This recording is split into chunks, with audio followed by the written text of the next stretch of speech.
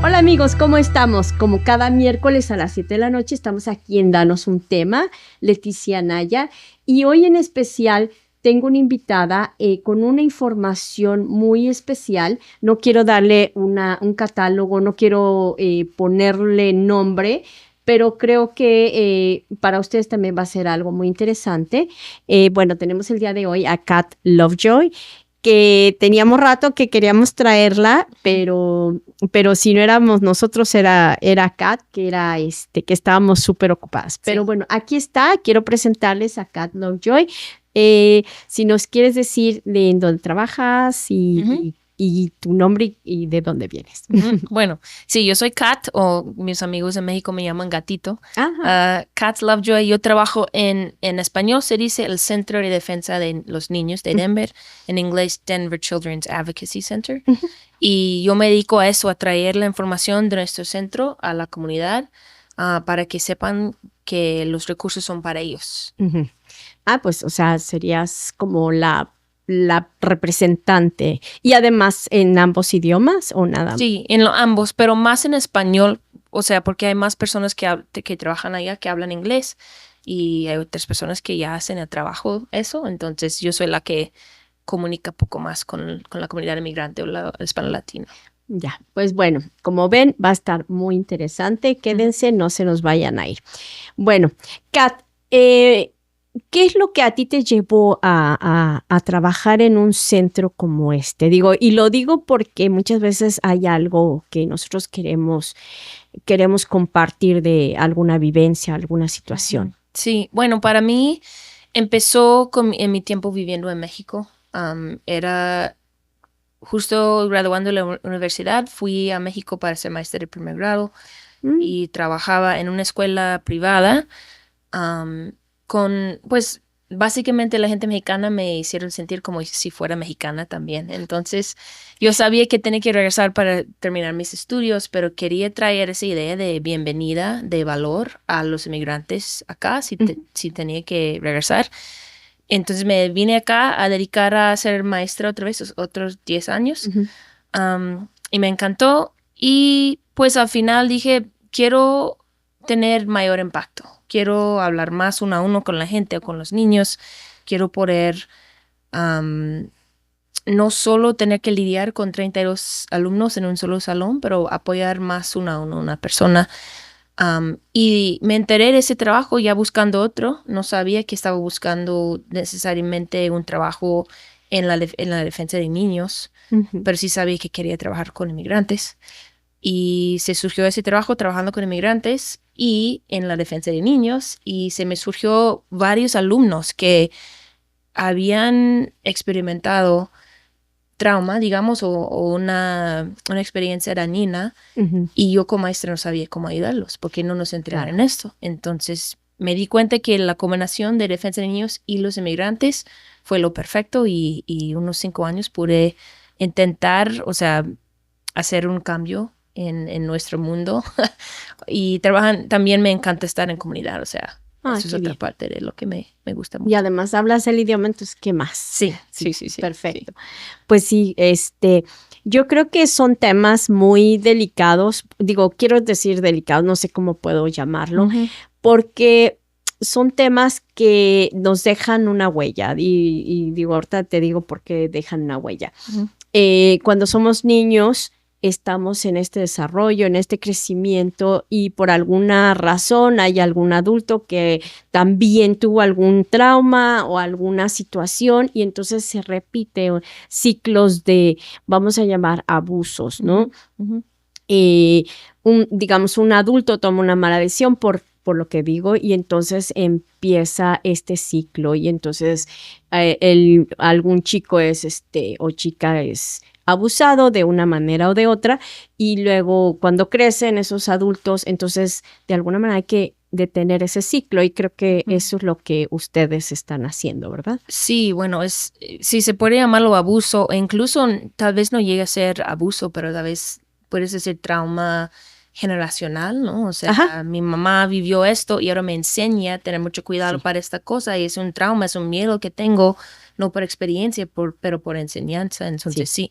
empezar a enseñar para nosotros los niños, pero también los adultos, que la idea de estigma solo nos está haciendo daño y lo más que lo hablamos, lo más protegidos van a estar los niños. Sí, y yo me imagino, digo, lo que me estabas diciendo hace rato, que ahora el llevar este tipo de situaciones está más estudiado, más trabajado, con un sistema más fuerte para apoyar precisamente a los niños y entonces que ellos puedan trabajar este tipo de situaciones que les pueden afectar si no como dices tú, no lo hablan o no lo trabajan, ¿no? Porque entonces, digo, pasa y que muchos adultos terminan teniendo alguna situación, hasta puede ser ¿cómo se llama?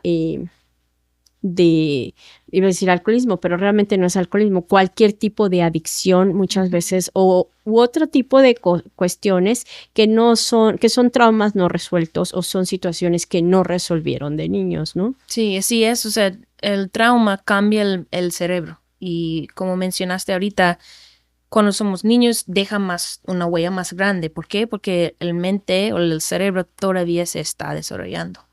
Entonces no solo nos afecta como nos afectaría un adulto, pero también estanca el desarrollo y muchos de los síntomas más allá son cosas como adicción o falta de control de sus impulsos o hasta cáncer, hasta asma. ¿Por qué? Porque ese trauma vive en ellos y no han aprendido cómo superarlo. Sí. Sí, digo, yo sabía, por ejemplo, una señora que tenía un problema para hablar. Creo que de su voz, algo así. Porque, digo, ella me dijo que sufrió un abuso de niña y como no lo podía gritar, se quedó sin voz. O sea, dices, ¿qué relación hay? Pero ella después supo que era por eso, que su voz no se desarrolló bien por eso. Y y en otras ocasiones también, por ejemplo, el bulismo, bueno, el bulismo y la anorexia, que son estos problemas que hay con alimentación, de que se ven gordas y entonces no comen o vomitan, todo este tipo de cosas, las personas en general, no estoy hablando en particular.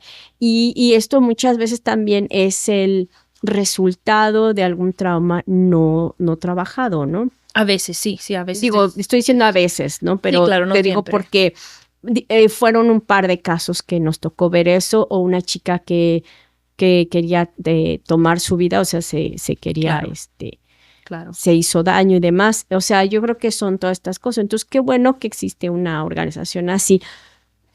Me gustaría que nos platicaras un poco. Digo, normalmente una organización tiene su misión, su visión, que aunque suena muy técnico, pero creo que en la misión está exactamente estipulado qué es lo que hacen, cómo lo hacen y por qué lo hacen, ¿no? O para qué lo hacen. Sí, para nosotros la misión es prevenir el abuso, primeramente, restaurar la niñez. Restaurar, sí. Restaurar la niñez y lo tengo que pensar en español. ¿Cómo es? ¿Lo puedes decir en inglés? No, ni lo puedo recordar en inglés. Ay, a mí ¿no ves hace rato cómo estaba yo? ¿Cómo se llama? Sí, a ver, restaurar la niñez, prevenir el abuso y fortalecer familias. Perfecto. Sí, entonces la misión es prevenir abuso, fortalecer familias y restaurar la niñez. Entonces lo que estoy entendiendo es que serían como 3 áreas, digamos, aunque a lo mejor hay más, pero principalmente son 3 áreas. Evitar que suceda. Si ya sucedió, entonces ayudar a restaurar, como dice la misión, y al final también trabajar con las familias juntas para ver cómo pueden solucionar y trabajar esto, ¿no? Porque digo, obviamente, cuando un niño es afectado de una u otra manera, también los padres, porque no necesariamente tienen que ser ellos los abusadores, entonces también ellos se ven afectados. Entonces me imagino que hay que trabajar entonces en familia. Sí, de hecho, la mejor manera de superar algún trauma o alguna experiencia dañina es el apoyo emocional. Entonces, si no trabajamos con las familias también en aprender cómo apoyar, especialmente cuando es un trauma para los papás también o los cuidadores también, entonces a veces hace falta o no hay ese apoyo y eso lo hace mucho más difícil para el niño superar. Entonces sí, intentamos. De hecho, la misión se conecta a los 3 programas. O sea, prevención es el alcance comunitario, fortalecer familias es lo de respuesta rápida, cuando hacemos entrevistas para investigar del abuso y proteger al niño, y restaurar niñez es la terapia. Perfecto. Entonces, me imagino que ustedes no nada más trabajan solos, tienen que trabajar en coordinación con el gobierno o con instituciones o con terapistas, o sea, con un grupo bastante grande, me imagino que los apoya. ¿Cuánto tiempo tiene la organización?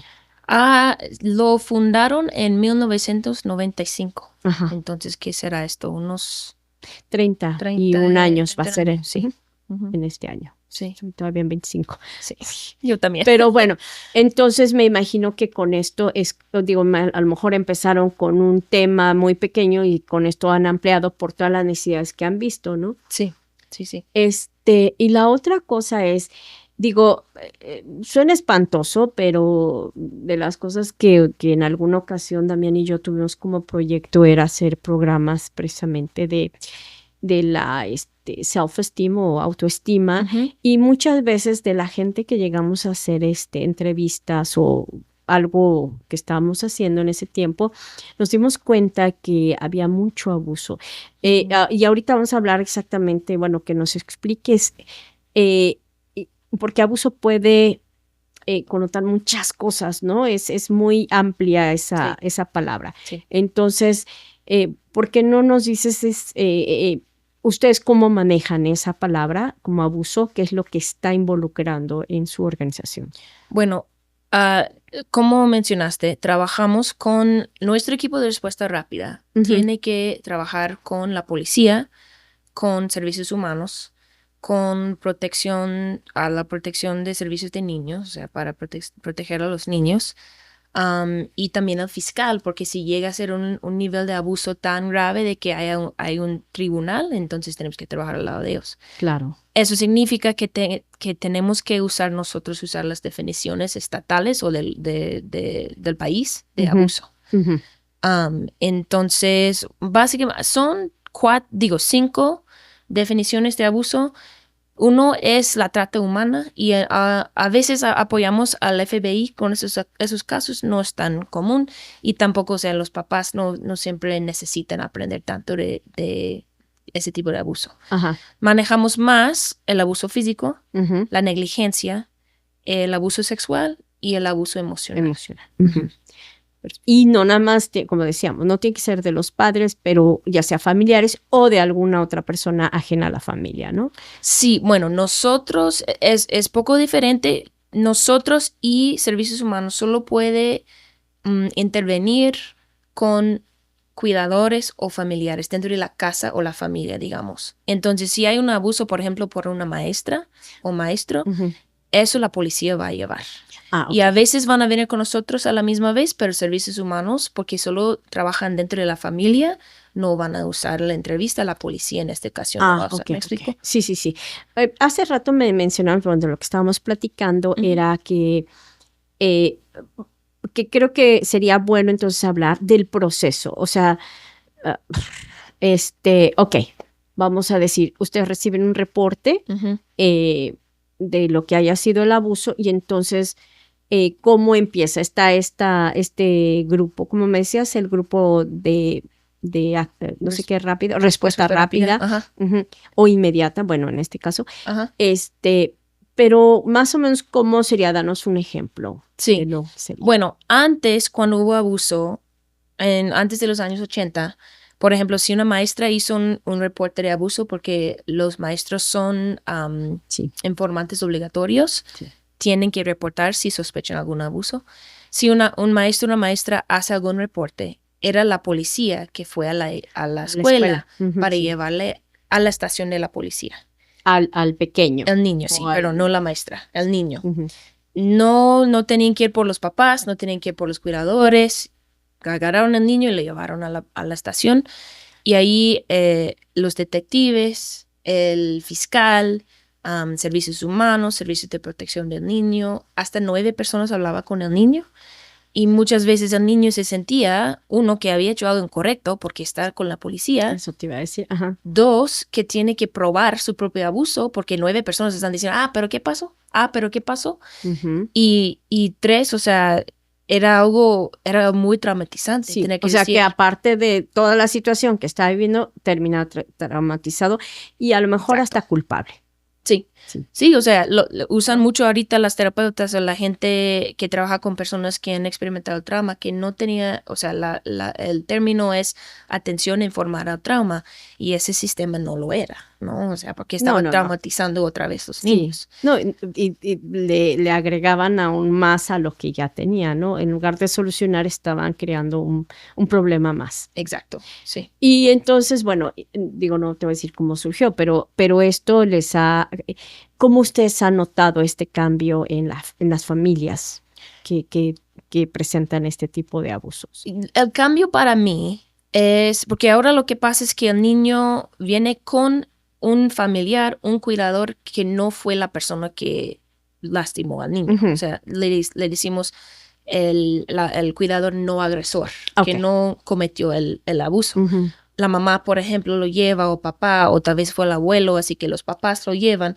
Siempre viene con alguien que conoce bien al niño, Ujú. a menos que si Servicios Humanos tiene que llevarlos, y si es así, es un trabajador social que les Ujú. lleva con nosotros.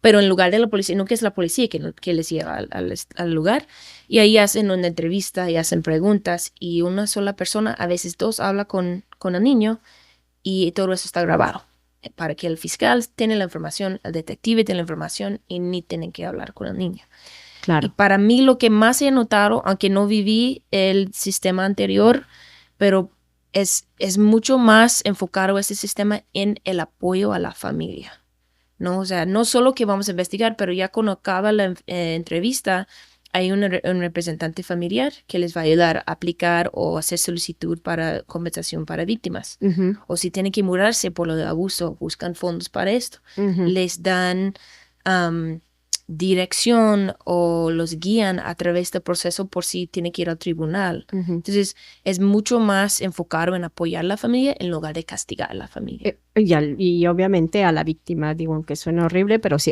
ya sea el niño o la niña. Exacto. ¿Ustedes qué rango de edades se maneja? Digo, es Ujú. que creo que hay cierta edad que se maneja como niño todavía, ¿no? Y creo que tenía que Sí. ver con la adolescencia, pero ¿cuáles son lo que ustedes trabajan? Nosotros apoyamos a niños de 3 a 17 años. Ajá.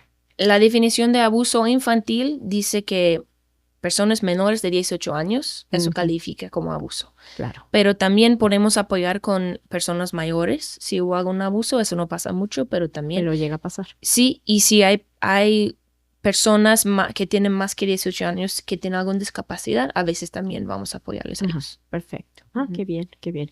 Bueno, y qué bueno que lo estás diciendo porque, digo, suena horrible, pero ahora sí que en nuestros tiempos la cosa era diferente, ¿no? Y Sí. yo sufrí abuso, en ese momento yo no me di cuenta, o yo no lo tomé como abuso, yo tendría como 10, 11 años, Ujú.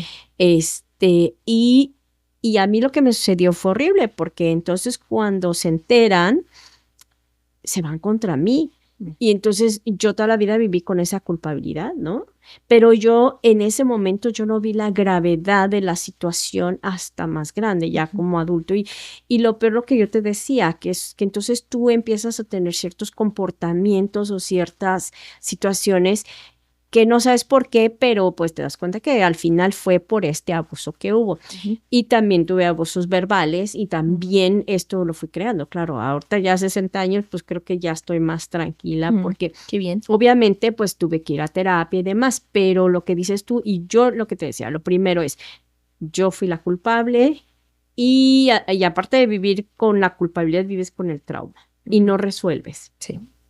Entonces, por eso a lo mejor yo me sentí identificada, empezamos a buscar, te digo, y nos enteramos una chica que se quería suicidar, Ujú. entonces fuimos a hablar con ella, íbamos a hacerle, te digo, este tipo íbamos a hacer un documental o algo así, no me recuerdo bien, y ella nos dijo, al final, estas pláticas, resulta que la chica había sido abusada, entonces ella no se quería a sí misma, y lo que te decía, y aparte la chica tenía bulimia, Ujú. ella se veía gorda, o sea, todo este tipo de cosas ese es un ejemplo, ¿no? Por eso decía yo, no todas tienen que ser, pero es una respuesta a algo. Sí. Entonces yo creo que es bueno que se hable. Y la otra que nos sucedió también durante ese tiempo, nos enteramos que una cliente nos dijo que a su hija se la acababan precisamente, gracias, o sea, no fue ahora sí que tocarla o algo así pasó, pero no se podía decir nada, porque entonces cuando la señora quiso decir, porque era un tío, parecer que la familia se enojó. Ujú. Y el esposo le dijo, no, no tienes que decir nada porque nos vamos a enojar la familia. Entonces, eso también es otra cosa que sucede en las familias. No se quiere decir nada para evitar conflicto familiar. Sí. Pero, me imagino que son algunos retos que ustedes tienen que enfrentar. ¿Ustedes cómo manejan este tipo de situación? Bueno, la primera cosa que hacemos es siempre decirle a los adultos, si sea en algún taller o cuando llega un niño que ha divulgado abuso, les decimos a los adultos que siempre, o sea, siempre creemos al niño cuando dice esto. Ujú.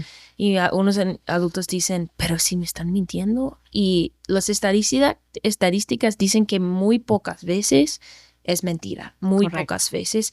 Y por eso es algo no solo estatal, es por todos los Estados Unidos. Perdón que no tengo el número, pero Pasa en México, por eso es También. mundial, parece que es mundial esto, según tengo entendido. sí, claro. A lo mejor unos más, unos menos, pero sí, Sí. es una situación que no le hacen. O sea, creo que eso se daba mucho, que a los niños no se les daba la eh, n- el valor, no les dábamos el valor. Y me incluyo porque yo era, o sea, yo vengo de esa generación, Ujú. ¿no? Entonces, ahí se está imaginando cosas, o ay, no sé qué. Y bueno, digo, tantas cosas que me ha tocado también ver.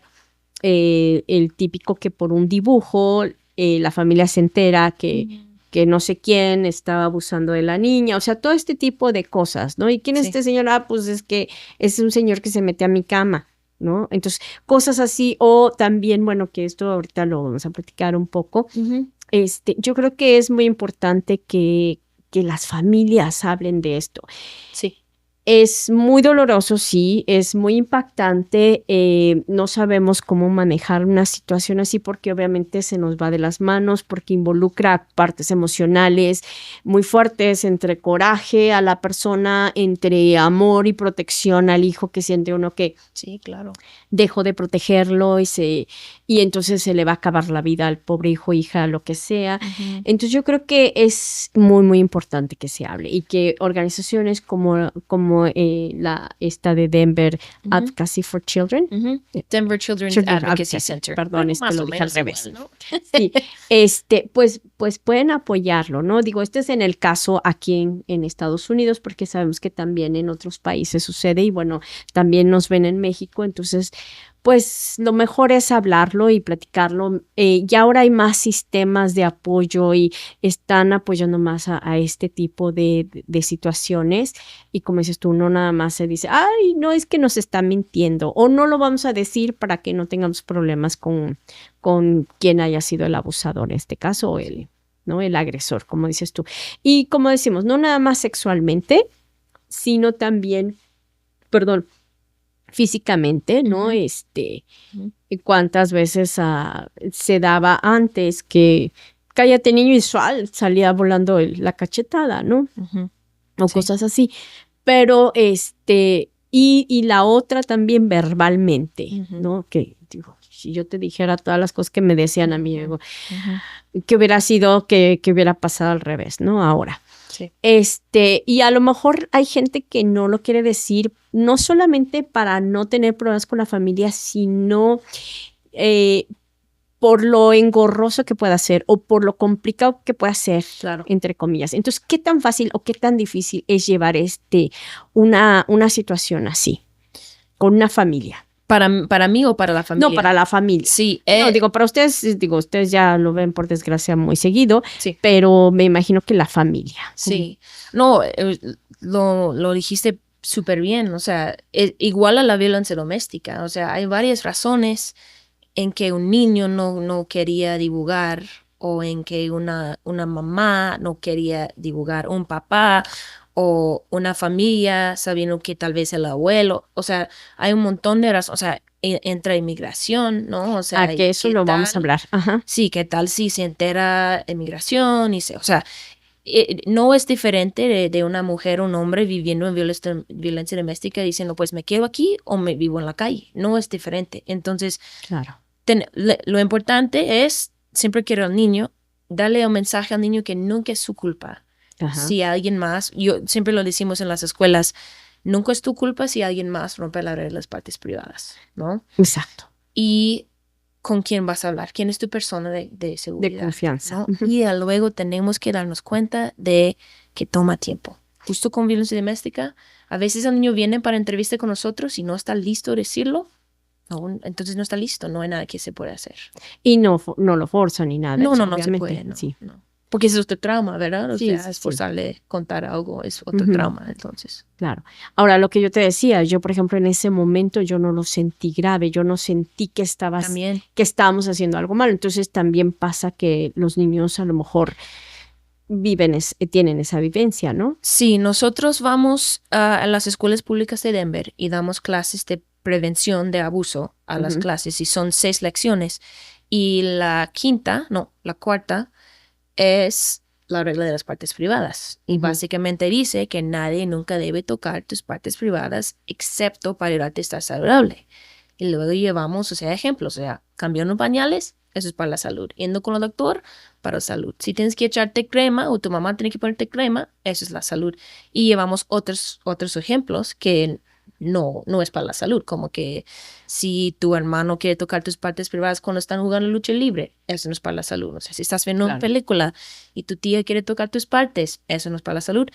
Y las veces que los niños, y en mí, no puedo hablar por las otras maestras, pero en mi caso, muchas veces son niños muy pequeños que dicen, pero mi abuelo me hace esto.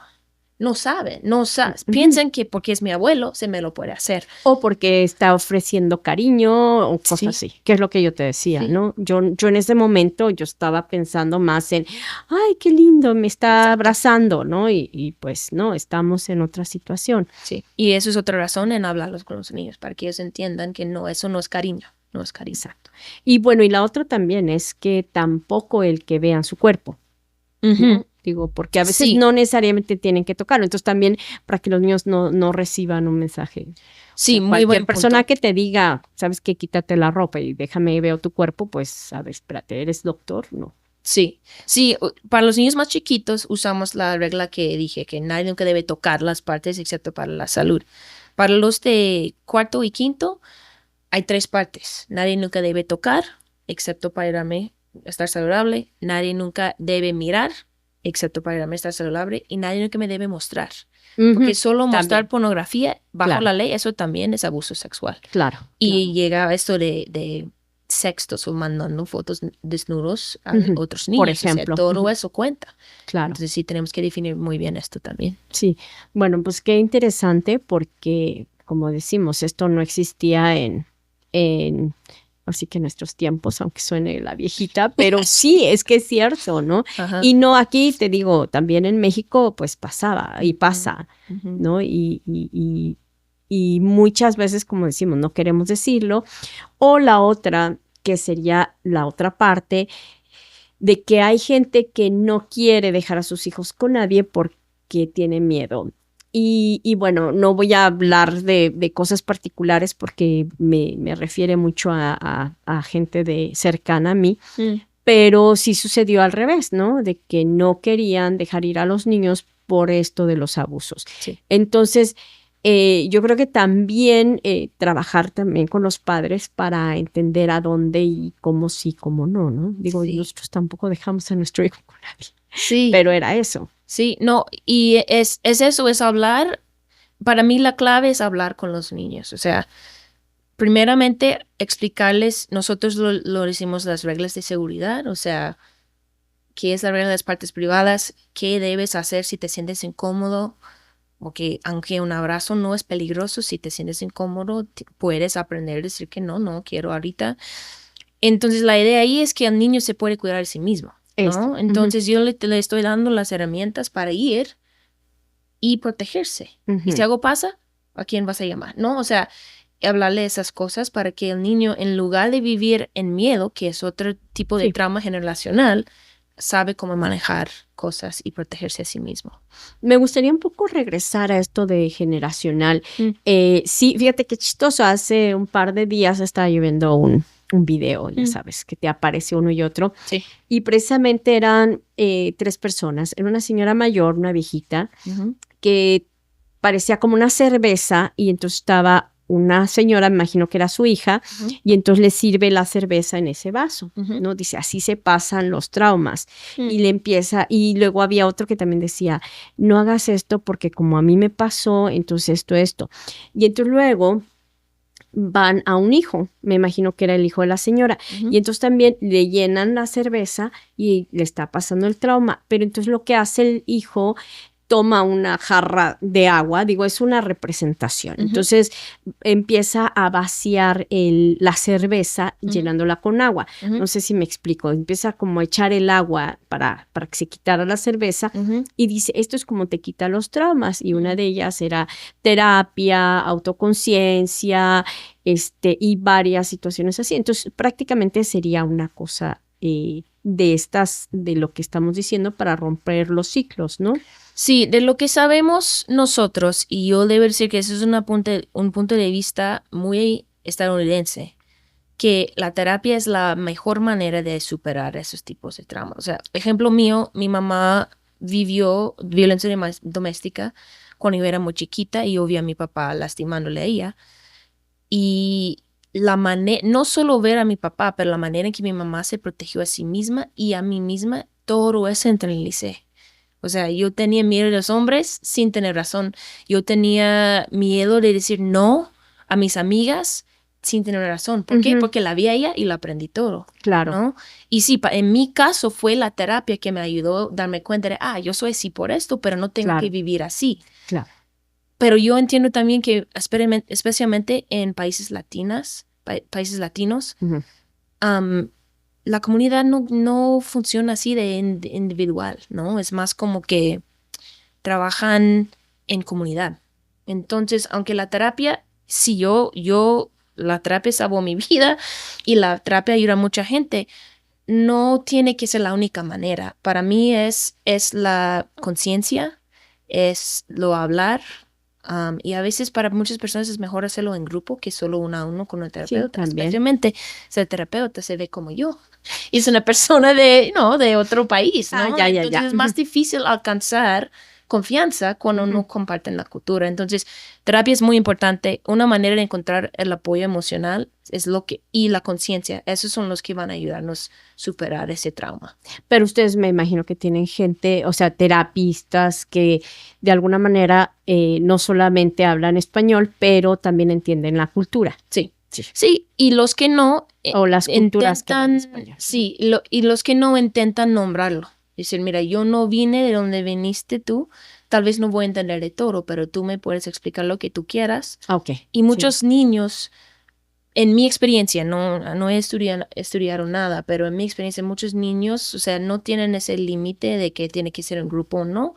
Ya, a lo mejor porque no tienen tanta historia como podría ser un adulto. ¿Qué te iba a decir? Nosotros como adultos somos más prejuiciosos, o sea, traemos ya esta historia, no, es que es gringo, entonces no me va a entender. Digo, aunque suene despectivo, pero es cierto, ¿no? Y no es así, sí es así, pero no es así. Lo que pasa es que en algunas ocasiones hay situaciones que no se entienden, ¿no? Sí, y unas personas van a decir, yo quiero una terapeuta de mi país o de mi cultura, y otros van a decir, no me importa. Así que es igual que el doctor, o sea, unos quieren el doctor del mismo género y otros no les importa. No les importa. Se pueden escoger, sí.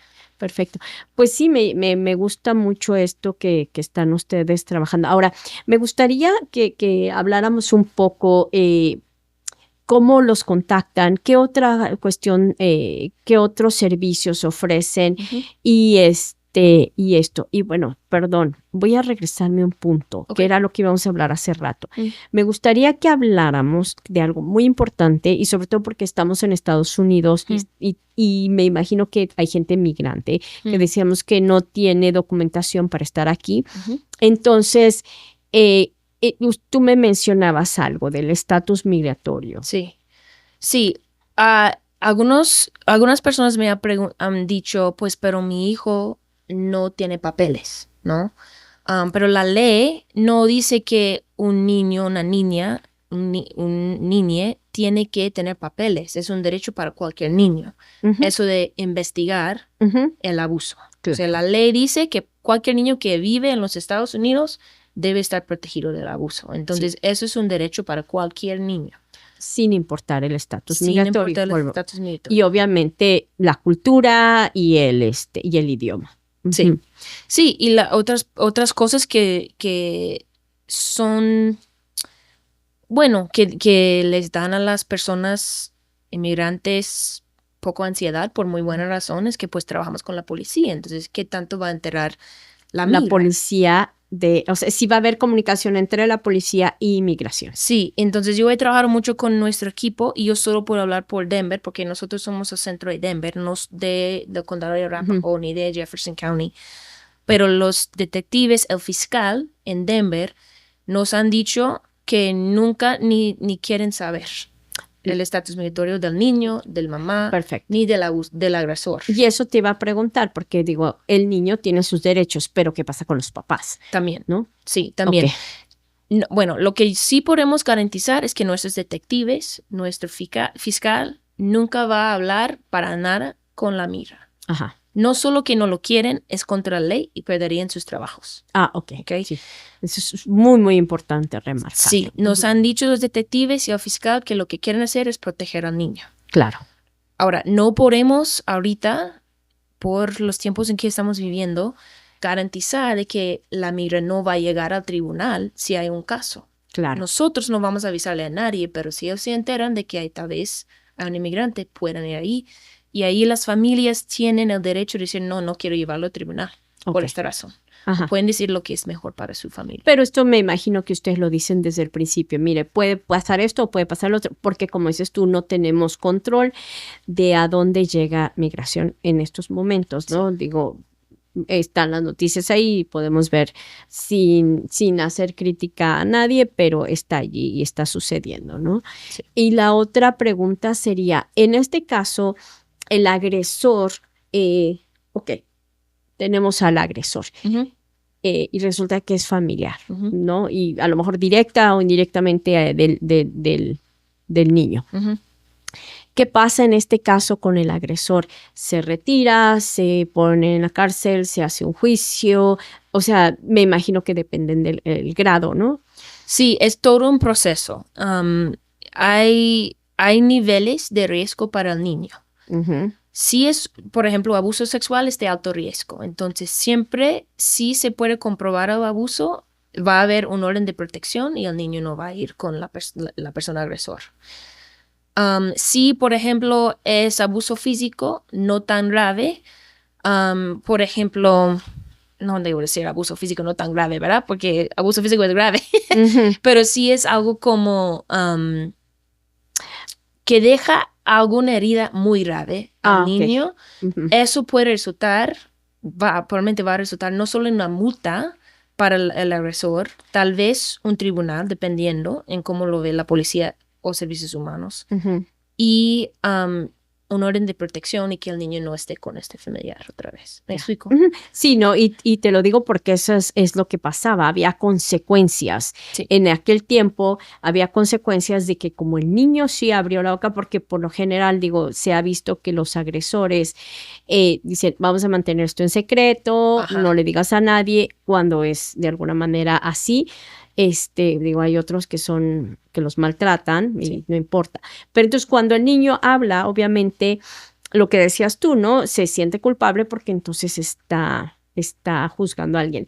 Te voy a dar un ejemplo y esto a lo mejor ustedes lo manejan más. Okay. Maya Angelou, ¿tú te acuerdas de la escritora? En uno de sus libros ella menciona su vida, que también fue abusada por, no me acuerdo si era el esposo de la mamá o algo así.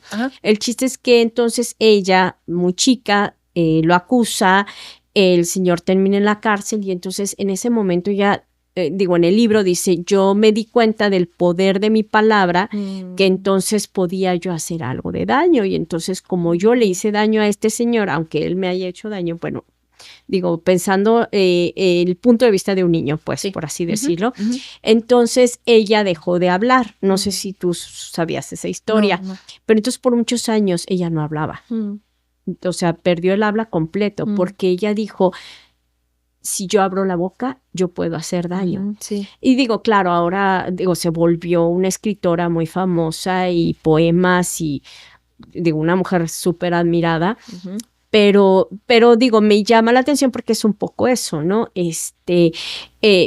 La visión de un niño es muy diferente a la de un adulto. Sí. Digo, yo creo que empecemos por esa premisa, ¿no? Sí. Entonces, y yo creo que eso es lo que ustedes están trabajando, precisamente esa, a ver, mi amor, no pasa nada, tú estás bien, estás protegido, porque al mismo tiempo ellos tienen miedo de decirlo, de divulgarlo. Claro. Sí, desafortunadamente siempre va a haber consecuencias, pero siempre van a haber consecuencias para proteger al niño. Exacto. Y al niño, o sea, lo hablamos mucho en las clases también, o sea, una niña, contamos historias que no son ciertas, pero que vienen de ejemplos de cosas que hayan pasado con los niños para que ellos puedan ver qué pueda pasar y cómo lo manejarían. Y, o sea, muchas veces, o sea, la última pregunta que hacemos es cómo se siente ella por pues su papá le estaba protegiendo después de que su primo le abusó, pero ya no va a ver su primo. Y hablamos sobre esta idea de que puedes estar triste y feliz a la misma vez, o triste y calmada a la misma vez, o segura y triste a la misma vez. Pero tampoco se siente culpable porque esté pasando esto, porque no es culpa de ella, pero de otra persona que toma una mala decisión y que como dependiendo de la gravedad es que tanto va a ser el castigo. Sí, y para nosotros eso es lo importante, es que si no puede ser difícil y tienes que decidir, y no ocupándoles para nada, pero ustedes tienen que decidir si siguen que el maltrato sigue o que divulgan. Y siempre los niños dicen, pues yo prefiero no verle nunca que me sigas diciendo eso. Eso sí. Y de ahí yo hago este juego con los jóvenes siempre, que digo nunca como 100 veces. O sea, nunca, nunca, nunca, nunca, nunca, nunca, nunca es tu culpa. Para que entiendan de que lo que vamos a hacer es para protegerte. No va a ser fácil, pero tampoco es tu culpa de que tenemos que actuar así. ¿Me explico? Sí, no. Está perfecto. Es difícil. Bueno, sí, como les dije, un tema... ustedes me dicen, porque pónganlo en los comentarios a ver qué piensan, porque pues de alguna manera si nosotros no hemos pasado por una situación de abuso, sabemos de alguien, porque por desgracia, como te digo, es un ciclo que se va manejando. Ojalá hubiera más organizaciones o más gente que tuviera esta forma de trabajar para que entonces nos detengamos este ciclo, ¿no? Porque como te digo, se va aumentando y entonces pues es una rueda de nieve que va creciendo, ¿no? Sí, así que es. tenemos que tenerla en algún momento. Kat, ¿cómo te puedo decir? Es muy interesante la información que nos estás pasando. Me gusta mucho cómo lo manejan. Yo imagino que nuestro público también. Sí. Digo, realmente felicidades a la organización.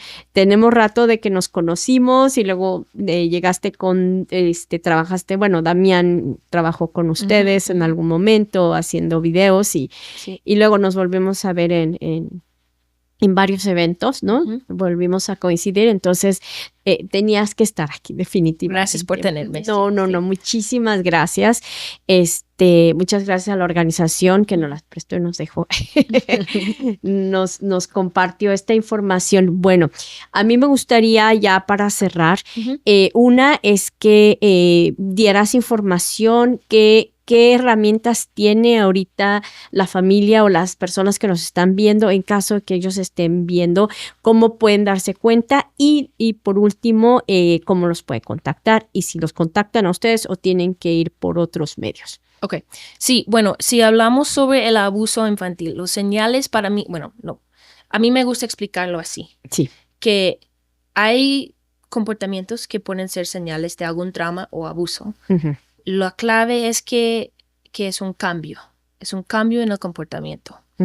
Cosas como que de repente está comiendo más o menos, de repente está durmiendo más o menos, de repente es más inquieto o de repente es más aislado, ¿no? Heridas inexplicadas, cosas así más obvias. Regresar a comportamientos de edades más jóvenes, Ajá. como berrinches cuando antes no los tenían, o hacer pipí en la cama. Todo eso, si un cuidador anota un cambio emocional, también las calificaciones en la escuela pueden ser un señal. Puede significar abuso o estrés o trauma. Entonces, esas son cosas que tal vez no requieren un reporte a la policía o la línea telefónica de abuso infantil, pero los papás pueden enterar más de qué realmente está pasando aquí porque hay un cambio en el comportamiento de mis hijos. Si sospechan abuso y quieren algún tipo de entrevista o apoyo de servicios humanos, tal vez la policía, no pueden venir a nuestras puertas. Tienen que venir por las cadenas estatales. Eso es llamar la línea telefónica de abuso infantil. Ajá. O la policía. Pueden decir lo que quieren. La policía en Denver muchas veces va a actuar más rápido. Los servicios humanos va a investigar más. Entonces una familia puede decir, bueno, necesito que intervengan ya o necesito que me ayuden con recursos, pero no necesariamente para entender qué está pasando. Exacto. Si tienen preguntas, siempre me pueden llamar a mí. Yo puedo explicar más del sistema o qué es abuso, lo que sea. Pero también tenemos un equipo muy grande de terapia y no solo requiere que hubo abuso para tener terapia con nosotros. Ok. Entonces, si hubo algún trauma que no era abuso o tal vez algún abuso, algún trauma pasó en otro país, otro condado, otro estado, pueden tener terapia con nosotros sin costo a la familia. Perfecto. Entonces, eso sí estaría llamarnos a nosotros para programar. Directamente.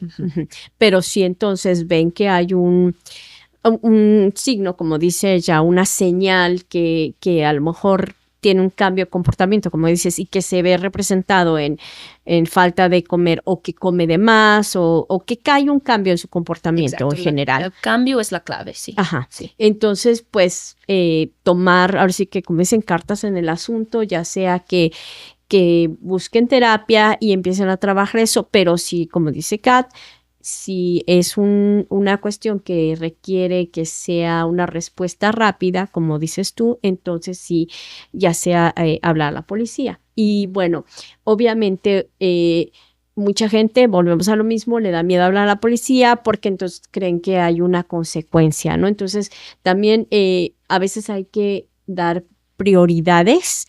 ¿Qué prefieren? ¿Que un hijo crezca de esa manera o que se trabaje, ahora sí que la seguridad, ¿no? Porque lo principal es cuidar a los hijos, es la protección de los hijos y la educación de nosotros, ¿no? Como adultos. Sí. De cómo trabajar una situación así. Entonces, muy interesante. Bueno, en este caso, si ellos requieren de una terapia o algo así, ¿hay algún número donde ustedes, ellos los buscan, una página de internet o cómo es? Sí. Y estamos hablando de Colorado, ¿verdad? Obviamente. Sí, bueno, para terapia pueden llamarme a mí y yo les puedo canalizar a la persona de admisión. A mi número es 720-974-7234. Ok, lo vamos a poner aquí abajito para que lo tengan. Ajá. Sí, y si me llamen, yo tomo poca información de lo que están viendo en los hijos y yo le mando al equipo de admisión para hacer la llamada y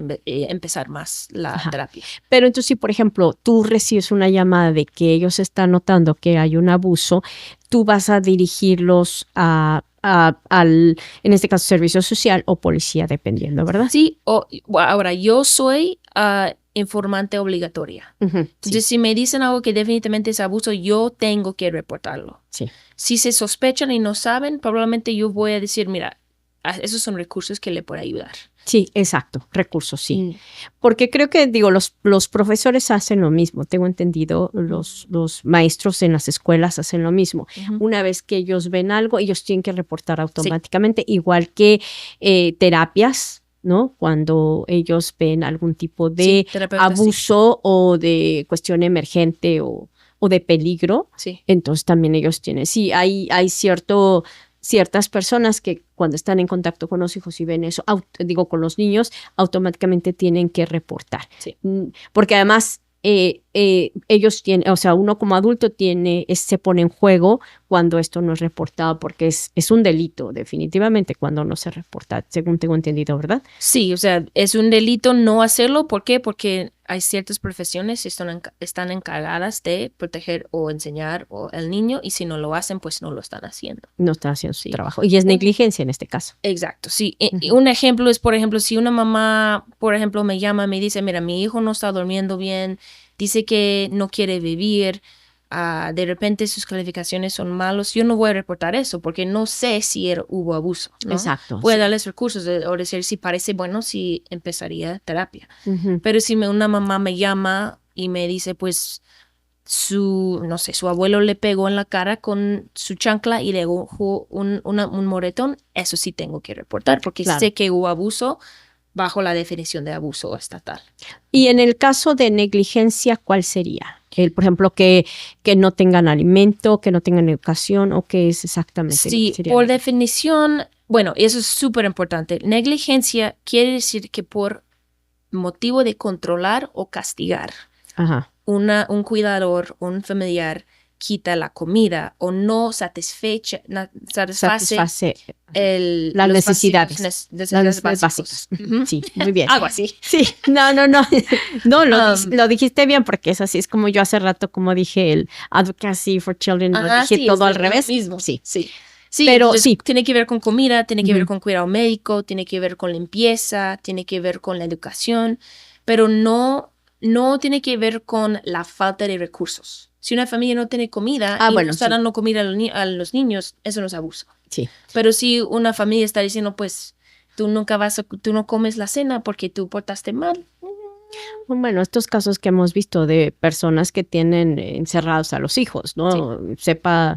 O que están, por ejemplo, en estos laboratorios de Sí, exacto. Sí. De meth y tienen ahí mismo a los hijos, todo este tipo de situaciones, ¿no? Exacto, sí. Ahora, obviamente, yo no lo tengo, pero yo veo, por ejemplo, que mi vecino vende drogas, por así decirlo, y tiene hijos. Yo puedo reportar.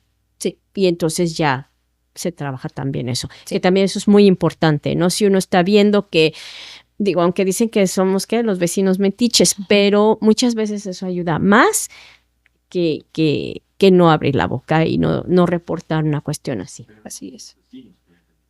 No, yo no tengo vecinos, no, lo que pasa es que me refiero que es un ejemplo que si hay vecinos que que están haciendo un abuso a un hijo, pues obviamente reportarlo. No estoy diciendo que ya me están regañando el productor, que por cierto allá atrás está el señor Damián Esperanza, como siempre ayudándonos en la producción y en la edición.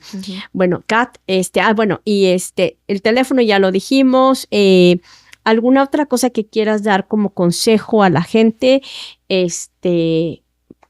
Porque realmente, pues yo creo que con esto vienen muchas dudas, ¿no? Sí, y desafortunadamente en los tiempos en que vivimos hay muchas dudas que tienen que ver con estas cosas.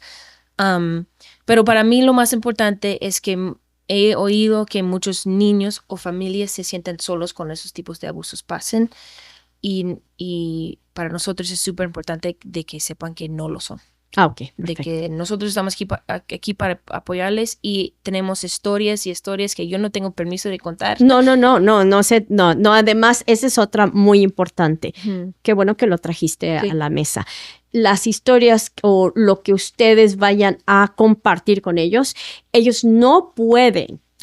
Por ley no pueden. Y lo digo así, lo sé porque tanto terapistas como maestros, como ustedes que están apoyando, no pueden hablar de casos personales para nada. Entonces, siéntanse tranquilos de que su información no va a estar en boca de todo mundo. Esto se queda en el centro y ahí se queda. Si hay, obviamente, como dice Kat, si por alguna razón ustedes se enteran de que hay algo, que el niño está en peligro, entonces sí tienen que actuar de una manera diferente, pero no quiere decir que todo el vecindario se va a enterar, Sí. pero sí es importante que eso también lo tenga la gente. Confidencialidad se llama, ¿no? Sí, y de hecho es la misma protección que usan los doctores, lo tenemos que usar nosotros, es HIPAA, entonces no, por la ley no podemos divulgar ninguna información de las familias. Sí, eso qué bueno que lo trajimos también a la mesa.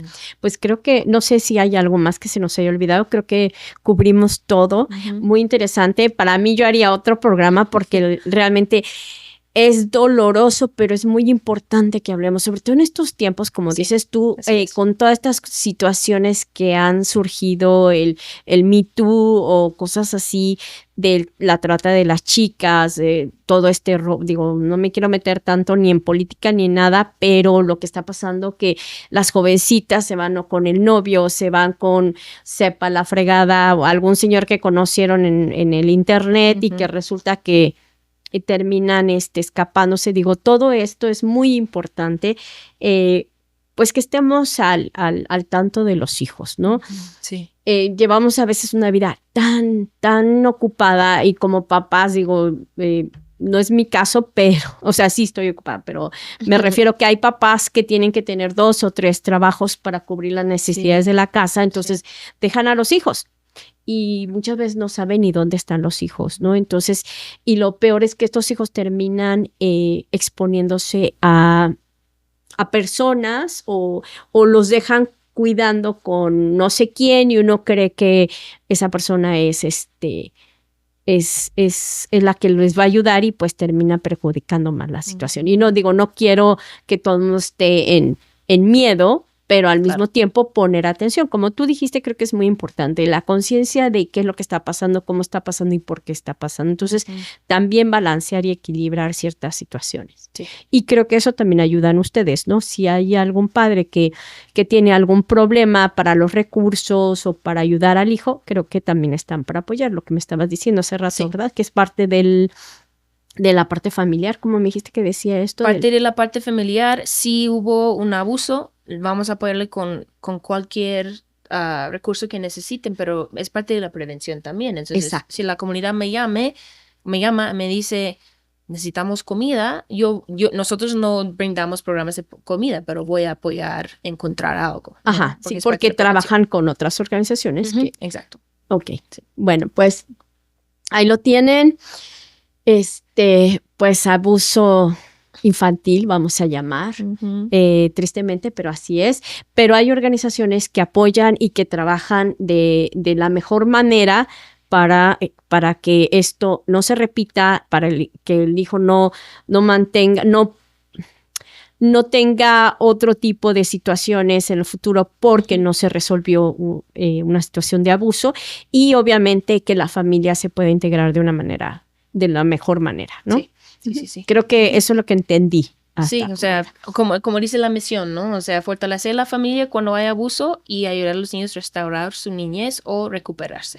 Bueno, ahora, ¿cómo se llama en inglés y cómo se llama en español? Porque yo sigo todavía perdida diciéndolo al revés. Es un nombre súper difícil en los lenguajes. En inglés, Denver Children's Advocacy Center. Ajá. En español, Centro de Defensa de los Niños de Denver. Ok. Bueno, pues ya lo saben, esto es aquí en Colorado. Si por alguna razón ustedes están teniendo un problema, busquen apoyo local donde ustedes viven. No lo dejen en saco roto, no lo tiren a la basura, no tengan miedo. Lo mejor es resolverlo. Les digo, yo por experiencia, yo creo que viví 30 o 40 años viviendo con toda esta situación y pues lo tuve que trabajar, y bueno, lo tiene uno que trabajar tarde o temprano porque entonces se vuelve, sale de una manera o de otra, ¿no? Sí. Entonces mejor resolver desde ahorita a tener consecuencias después, ¿verdad?